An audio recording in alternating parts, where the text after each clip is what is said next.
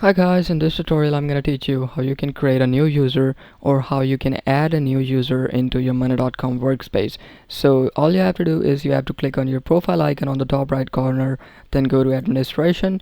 Here you have to go to users, and here you can see all of your active members, all of your active users. So it is just me here, and if you like to add a new user, what you have to do is you have to press this invite button and enter their email. So enter the email of the person that you like to add into your workspace, and you can add them as a member or a viewer. If you add them as a viewer, they will only be able to read, but they won't be able to edit anything. But as a member, they will get full access to everything, like they can edit your workspace or whatever.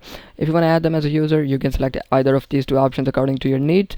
Enter their email and press invite button, and they will be sent an invite. And as you can see, now this person has been sent an invite, and once they accept it, they will be added as a user, as a new user into our money.com. So this is basically how you add a new user into money.com. I hope this tutorial was helpful. We'll see you in the next one. Thanks.